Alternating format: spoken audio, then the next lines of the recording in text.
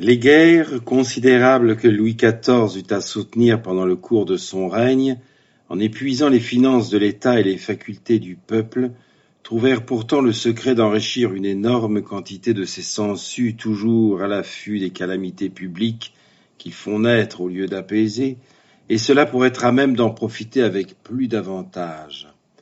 La fin de ce règne, si sublime d'ailleurs, est peut-être une des époques de l'Empire français où l'on vit le plus de ces fortunes obscures qui n'éclatent que par un luxe et des débauches aussi sourdes qu'elles. C'était vers la fin de ce règne, et peu avant que le régent eût essayé, par ce fameux tribunal connu sous le nom de chambre de justice, de faire rendre gorge à cette multitude de traitants, que 4 d'entre eux imaginèrent la singulière partie de débauche dont nous allons rendre compte. Ce serait à tort que l'on imaginerait que la roture seule s'était occupée de cette maltote. Elle avait à sa tête de très grands seigneurs, le duc de Blangy et son frère l'évêque, qui, tous deux, y avaient fait des fortunes immenses, sont des preuves incontestables que la noblesse ne négligeait pas plus que les autres les moyens de s'enrichir par cette voie. Ces 2 illustres personnages, intimement liés de plaisir et d'affaires avec le célèbre Durcé et le président de Curval, furent les premiers qui imaginèrent la débauche dont nous écrivons l'histoire, et l'ayant communiqué à ses 2 amis, tous 4 composèrent les acteurs de ces fameuses orgies. Depuis plus de 6 ans, ces 4 libertins, qu'unissait une conformité de richesse et de goût, avaient imaginé de resserrer leurs liens par des alliances où la débauche avait bien plus de part qu'aucun des autres motifs qui fondent ordinairement ces liens, et voici quels avaient été leurs arrangements. Le duc de Blangy, veuve de 3 femmes, de l'une desquelles il lui restait 2 filles, ayant reconnu que le président de Curval avait quelque envie d'épouser l'aînée de ses filles, malgré les familiarités qu'il savait très bien que son père s'était permises avec elle, le duc, dis-je, imagina tout d'un coup cette triple alliance. « Vous voulez Julie pour épouse, dit-il à Curval. Je vous la donne sans balancer, et je ne mets qu'une condition. C'est que vous n'en serez point jaloux, qu'elle continuera, quoique votre femme, à avoir pour moi les mêmes complaisances qu'elle a toujours eues, et de plus, que vous vous joindrez à moi pour déterminer notre ami commun Durcé de me donner sa fille Constance, pour laquelle je vous avoue que j'ai conçu à peu près les mêmes sentiments que vous avez formés pour Julie. Mais, dit Curval, vous n'ignorez pas sans doute que Durcé est aussi libertin que vous. Je sais tout ce qu'on peut savoir, reprit le duc. Est-ce à notre âge et à notre façon de penser que les choses comme cela arrêtent? Croyez-vous que je veuille une femme pour en faire ma maîtresse? Je la veux pour servir mes caprices, pour voiler, pour couvrir une infinité de petites débauches secrètes que le manteau de l'hymen enveloppe à merveille.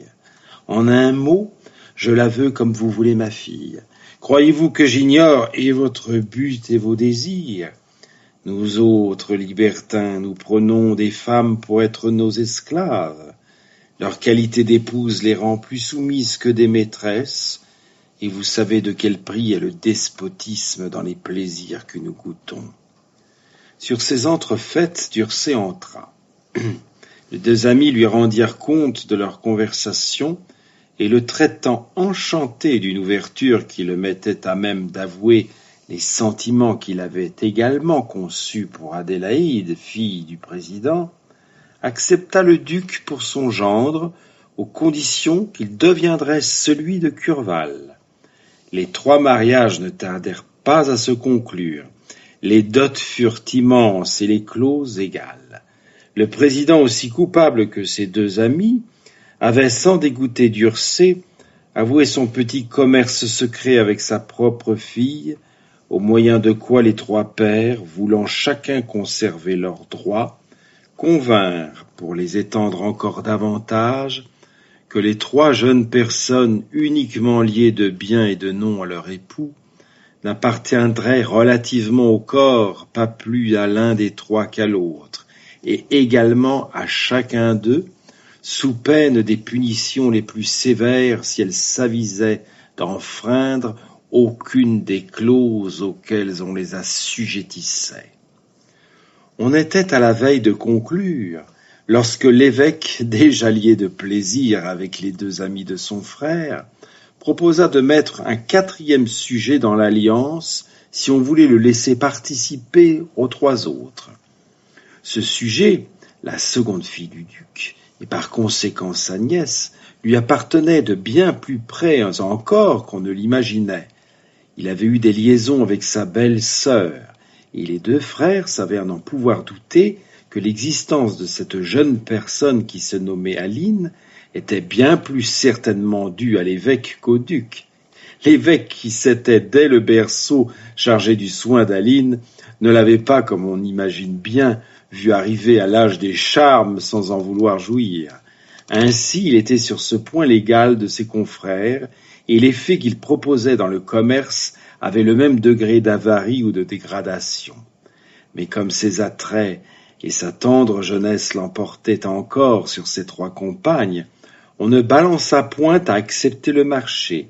L'évêque, comme les trois autres, céda en conservant ses droits, et chacun de nos quatre personnages ainsi liés se trouva donc mari de quatre femmes. Il s'ensuivit donc de cet arrangement qu'il est à propos de récapituler pour la facilité du lecteur, que le duc, père de Julie, devint l'époux de Constance, fille de Dursé, que Dursé, père de Constance, devint l'époux d'Adélaïde, fille du président, que le président, père d'Adélaïde, devint l'époux de Julie, fille aînée du duc, et que l'évêque, oncle et père d'Aline, devint l'époux des trois autres, en cédant cette Aline à ses amis, aux trois près qu'il continuait de se réserver sur elle. On fut à une terre superbe du duc, située dans le Bourdonnais, célébrer ses heureuses noces. Et je laisse au lecteur à penser les orgies qu'ils y firent. La nécessité d'en peindre d'autres nous interdit le plaisir que nous aurions de peindre celle-ci. À leur retour, l'association de nos quatre amis n'en devint que plus stable, et comme il importe de les faire bien connaître, un petit détail de leurs arrangements lubriques servira, ce me semble, à répandre du jour sur les caractères de ces débauchés, en attendant que nous les reprenions chacun à leur tour, séparément pour les mieux développer encore. La société avait fait une bourse commune qu'administrait tour à tour l'un d'eux pendant 6 mois. Mais les fonds de cette bourse, qui ne devaient servir qu'au plaisir, étaient immenses. Leur excessive fortune leur permettait des choses très singulières sur cela, et le lecteur ne doit point s'étonner quand on lui dira qu'il y avait 2 millions par an affectés au seul plaisir de la bonne chair et de la lubricité.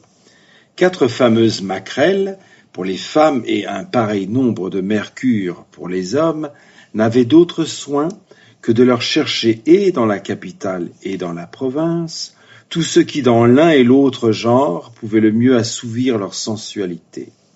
On faisait régulièrement ensemble 4 soupers par semaine dans 4 différentes maisons de campagne situées à 4 extrémités différentes de Paris. Le premier de ces soupers, uniquement destiné au plaisir de la sodomie, n'admettait uniquement que des hommes. On y voyait régulièrement 16 jeunes gens de 20 à 30 ans, dont les facultés immenses faisaient goûter à nos 4 héros, en qualité de femmes, les plaisirs les plus sensuels. On ne les prenait qu'à la taille du membre, et il devenait presque nécessaire que ce membre superbe fût d'une telle magnificence qu'il n'eût jamais pu pénétrer dans aucune femme. C'était une clause essentielle, et comme rien n'était épargné pour la dépense, il arrivait bien rarement qu'elle ne fût pas remplie. Mais pour goûter à la fois tous les plaisirs, on joignit à ces 16 maris un pareil nombre de garçons beaucoup plus jeunes et qui devaient remplir l'office de femmes. Ceux-ci se prenaient depuis l'âge de 12 jusqu'à celui de 18, et il fallait pour y être admis une fraîcheur, une figure, des grâces, une tournure, une innocence, une candeur bien supérieure à tout ce que nos pinceaux pourraient peindre. Nulle femme ne pouvait être reçue à ces orgies masculines dans lesquelles s'exécutait tout ce que Sodome et Gomorrhe inventèrent jamais de plus luxurieux. Le second souper était consacré aux filles du bon ton, qui, obligées là de renoncer à leur orgueilleux étalage et à l'insolence ordinaire de leur maintien, étaient contraintes, en raison des sommes reçues, de se livrer aux caprices les plus irréguliers et souvent même aux outrages qu'il plaisait à nos libertins de leur faire. On y en comptait communément 12, et comme Paris n'aurait pas pu fournir à varier ce genre aussi souvent qu'il l'eût fallu, on entremêlait ces soirées-là d'autres soirées, où l'on admettait uniquement dans le même nombre que des femmes comme il faut, depuis la classe des procureurs jusqu'à celle des officiers. Il y a plus de 4 ou 5 000 femmes à Paris, dans l'une ou l'autre de ces classes, que le besoin ou le luxe oblige à faire de ces sortes de parties.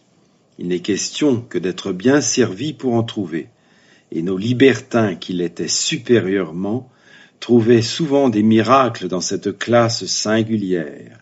Mais on avait beau être une femme honnête, il fallait se soumettre à tout, et le libertinage qui n'admet jamais aucune borne se trouvait singulièrement échaudé de contraindre à des horreurs et à des infamies ce qu'il semblait que la nature et la convention sociale dussent se soustraire à de telles épreuves. On y venait, il fallait tout faire. Et comme nos 4 scélérats avaient tous les goûts de la plus crapuleuse et de la plus indigne débauche, ces acquissements essentiels de leur désir n'étaient pas une petite affaire. Le 3e souper était destiné aux créatures les plus viles et les plus souillées qui puissent se rencontrer. À qui connaît les écarts de la débauche, ce raffinement paraîtra tout simple. Il est très voluptueux de se vautrer, pour ainsi dire, dans l'ordure, avec des créatures de cette classe. On trouve là l'abandonnement le plus complet, la crapule la plus monstrueuse, l'avilissement le plus entier, et ces plaisirs, comparés à ceux qu'on a goûtés la veille ou aux créatures distinguées qui nous les ont fait goûter, jettent un grand sel et sur l'un et sur l'autre excès. Là, comme la débauche était plus entière, rien n'était oublié pour la rendre et nombreuse et piquante. Il y paraissait 100 putains dans le cours de 6 heures, et trop souvent, toutes les 100 ne sortaient pas entières. Mais ne précipitons rien. Ce raffinement-ci tient à des détails où nous ne sommes pas encore.